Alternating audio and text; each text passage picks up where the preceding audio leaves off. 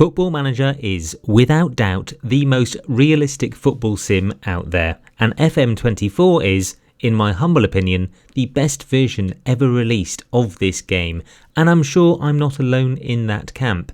But there are still a good few areas of the match engine that to this day feel somewhat unrealistic, and can, at times, be game-breaking. In today's video then, we're going to be talking about why jumping reach is seriously overpowered, and how a striker with 15 or higher jumping reach can have you jumping up the tables and reaching for more trophies. So we've been banging on about how many headers we've seen go in during our two major saves of FM24 so far, as well as shouting about the importance of the target man and complete forward rolls in many of our videos.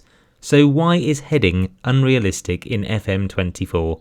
Well, let's start by looking at this graphic, shared over the weekend by Opta Paolo. That's Opta's Italian Serie A spin-off, and they said that in all competitions so far this season, the leading scorers with headed goals across Europe's top 5 leagues are Kane with 8 at Bayern Munich, and Joselu at Madrid and Giroud at AC Milan, close behind with 7. Now, granted, we're only around 75% of the way through the season, so let's round that Kane number up a little bit, shall we, to an expected headers scored number for the full 23-24 season of, let's say, 13. Now, that's generous but pitiful, really, in comparison to the numbers that we're seeing in Football Manager. You've got to pump up those numbers. Elsewhere, I've read that since his move to China in 2019, Marouane Fellaini, remember him? Well, he's bagged around 20 headers in the Super League since 2019. Now, he must be about 3 times the average jumping reach over there than his competitors, but still, my boys at Marseille are getting around that number per season. So why does Football Manager seem to over-egg the aerial pudding? Well, firstly, the game is supposed to be enjoyed. Contrary to a lot of my recent experiences, losing finals on penalties, Football Manager is going to produce a lot more goals, more entertainment and more extraordinary stats than the game in real life. I'm under no illusion that strikers bagging 100 goals a season is something that isn't likely to be replicated IRL. But actually, where I think this particular example slips into something way more interesting as a discovery is that there's been 2 major changes brought about by FM24 that are potentially the biggest reason why headers are so OP. So number 1 then, truer football motion. Remember when this was announced? This means that crosses deflect more and loop less directly up as well. Instead, the ball does operate more frequently in that corridor of uncertainty and remains at head height more often.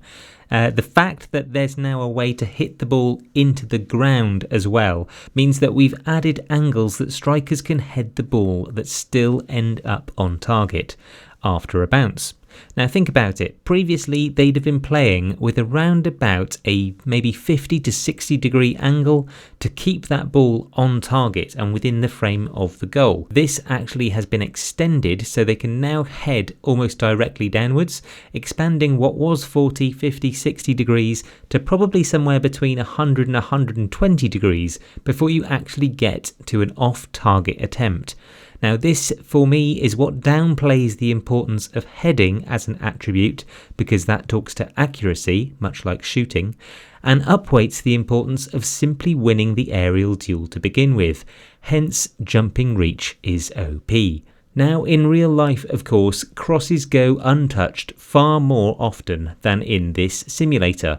You'll see wayward balls going out for throw-ins, goal kicks, and completely missing strikers left, right and centre, particularly if you're a Derby County fan.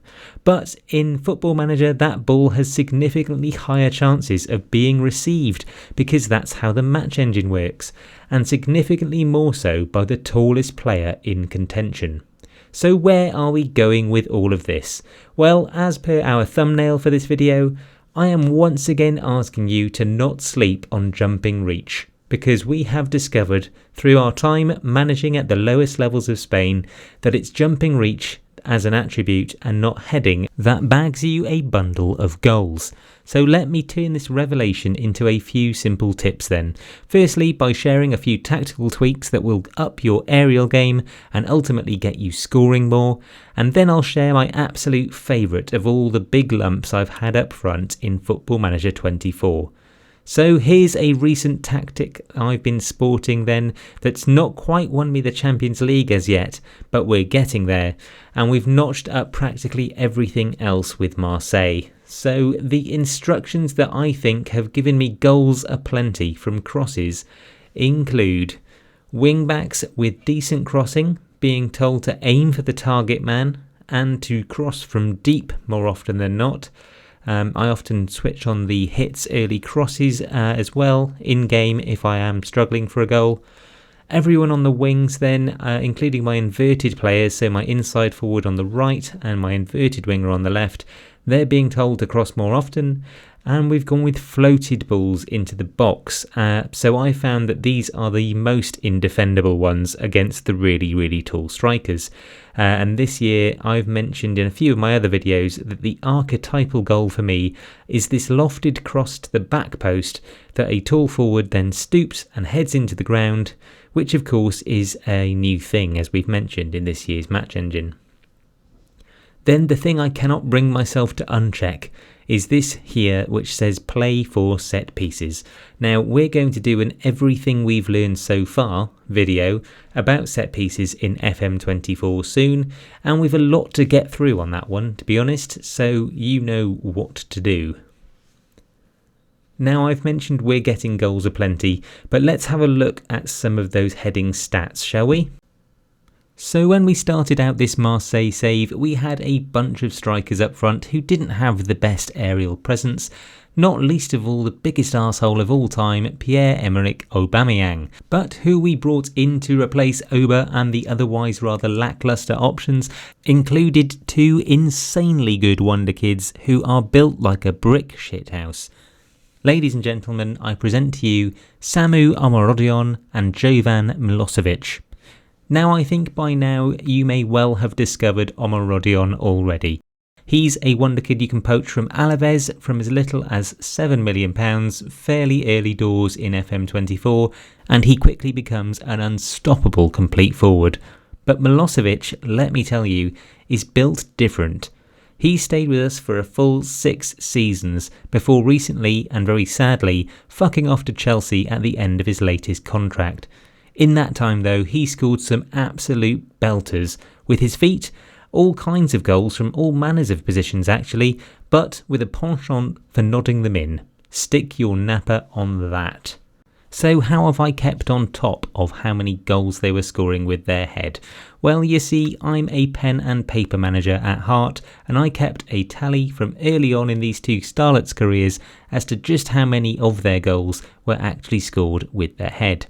Care to guess in what bracket their number of headers as a percentage of their combined total goals the actual answer sits? I'll give you a few seconds to guess as we watch perhaps my favourite of Jovan's beauties. It is in fact option C, as it was 51.1% between the two of them, which is just astronomical.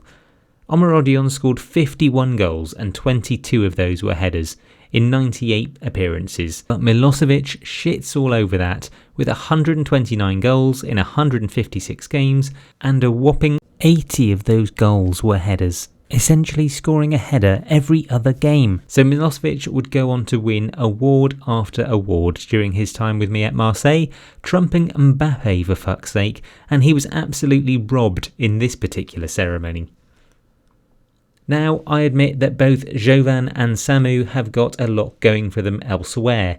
I'm not blind to the fact that their mentals and other physical attributes are all seriously strong, but it's because I've also seen goals scored with the head of Diego Morcillo a bunch of times that I know that there's something exploitable in FM24 here, and I put the biggest difference in winning aerial duels down to quite simply who has got the ground clearance. Now, annoyingly, you can't actually search for height anymore. I actually used to be able to specify what height a player was going to be. I suspect that Sports Interactive binned that off because they realised that jumping reach is now overpowered. So in spite of jumping reach not being in my top 6 attributes for strikers, I still think that you can get an advanced forward to score more goals by signing a particularly tall one. So my recommendation to you is to look into bringing in a set of strikers with jumping reach 15 or above in your next transfer window. And if he's on the market, please take a punt on Jovan Milosevic. You will not regret it. That'll wrap it for today's video though, folks. I hope you've enjoyed it. Catch you next time. Adios.